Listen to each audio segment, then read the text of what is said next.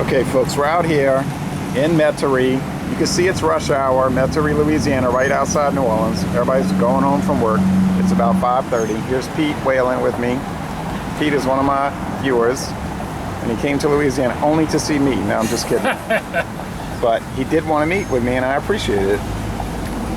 And you know me, Louisiana beer reviews, looking at, can you guess what beer this is, folks? Now, we have a problem.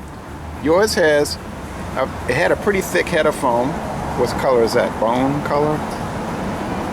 Off-white? It No, looks like an apple cider or something. No, I mean the color of the head. Yeah, it's just off-white. Cream color? Yeah, cream. He's got the foam. Look at me. I'm up to the top. He got cheated. And then people always tell me, learn how to pour beer.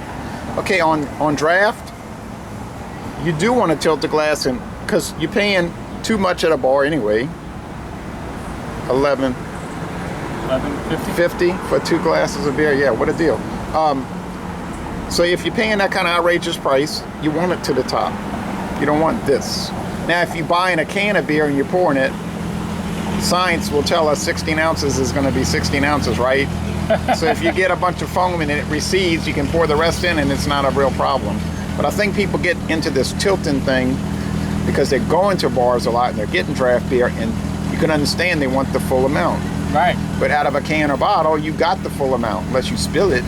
Okay, but folks, can you guess what this is? Anyone? Anyone? No?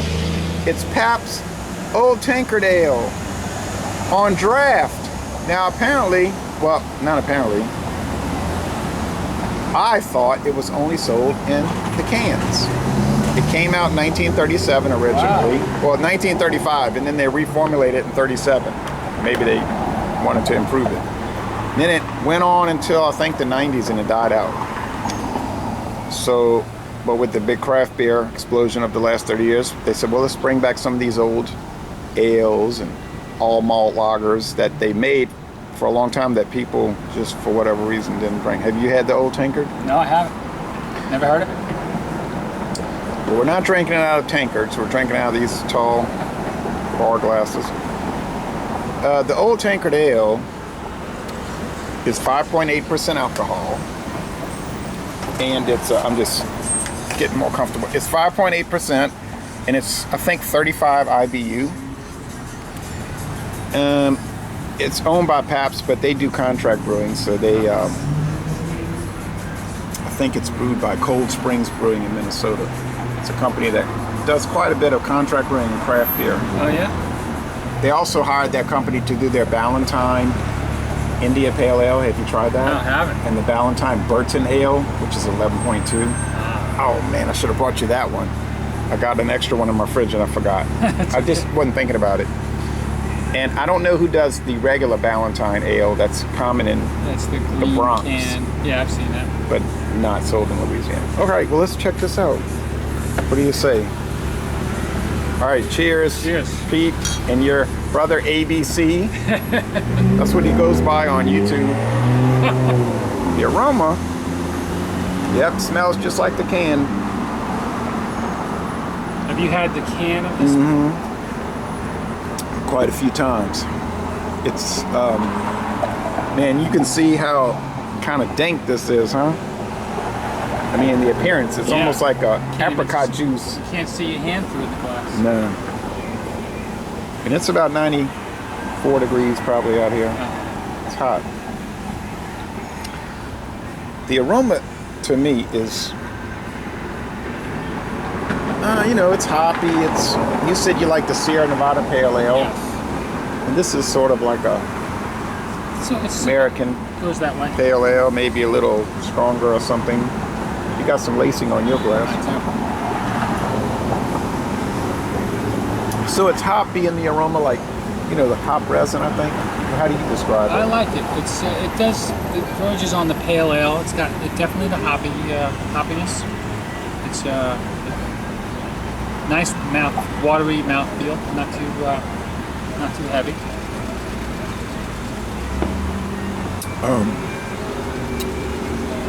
Yeah, I find that the flavor is like, it's 35 IBU, and it seems to live up to that. It's got a sharp bitterness, but it's not like overwhelmingly bitter. No one's going to drink this and say, oh, it's a hot bomb. Now, if they're a Michelob Ultra drinker, yeah, it's going to blow them. You're not going to want one of these. They're going to say, what is this? And it's going to really be hard. I mean, maybe. Because when I started drinking beer over 20 years ago, 1996, February, I mean, I was trying everything, and I would just go and get some strong stout, and I would maybe comment like, whoa, you know, this is something else. It's strong. It tastes like shellac, shoe polish. But I would still drink it and try it, you know. And I figured I just needed to get used to it, whatever. Right. So it's true. That is the case. But they never chased me away. But other people, they'd just chase them away. My neighbor next door, him and his wife, they just love Bud Light. Oh yeah. To them, that's like the ultimate. So they would hate this. Yeah. And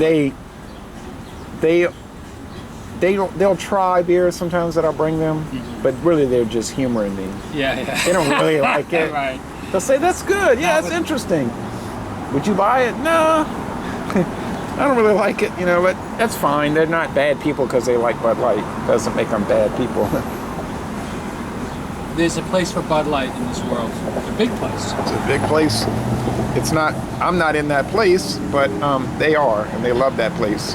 And I guarantee you they're at home right now in that place. I find the mouth feels a little, you said watery, but I find the mouth feels medium. Okay. I think it has some body. It's got a sweetness to it, I think. Yeah, I agree. It's like sweet brown bread. You remember Roman meal bread they used to make? No. Supposedly it's still made. I don't see it anymore. It was that brown bread. It's kind of sweet. My mother used to give it to us. I use that a lot in my descriptions. And it has, this has like a fruitiness. Yeah, it does. Like, I don't know what kind of fruit. Something. And how would you describe the finish? Well, I think it's mostly a dry finish. It's not super crisp. It's not like, it's not like, you know, crisp like Michelob Ultra. But I mean, it's crisp. It's good. It's not too bitter. It's not too sweet. It's not too heavy bodied. It's not too anything. It's just nice. I agree. This is a good pick. Pabst is an interesting company. They're doing some interesting things. It seems to be working. When we came into this place, Lagers in Metairie, I saw it and I said, oh, I need to try a draft. I wish John Sharon could find it on draft. He's the guy that joins me often in our group reviews. He did, and I think he would like it. So beautiful, creamy lacing you've got. I don't have any, but that's okay. Looks like apricot juice or something. Yeah. But it doesn't taste like. Look how dark. I mean, it's just so. Yeah, it's opaque. It is opaque. Yeah. Yeah, it's just okay. So I'm gonna give this. I gave the Pabst Old Tankard Ale an A when I did the can version, and this tastes pretty fresh. It's it's dry, so it's not pasteurized. I'm gonna go straight A again. I'm gonna say it's a most excellent beer. I don't know how you would rate it, but I will give that a B. A B? B plus. A good beer. Yeah. Good to very good. Very good. Not the best I've had, but definitely I would have it again. Okay. So we don't agree on the score, so we're not going to be friends now. When you disagree on beer, you can't be friends. All right. So, laissez les bon temps relais. And we're going to end this review by saying, y'all come on down to New Orleans or Metairie.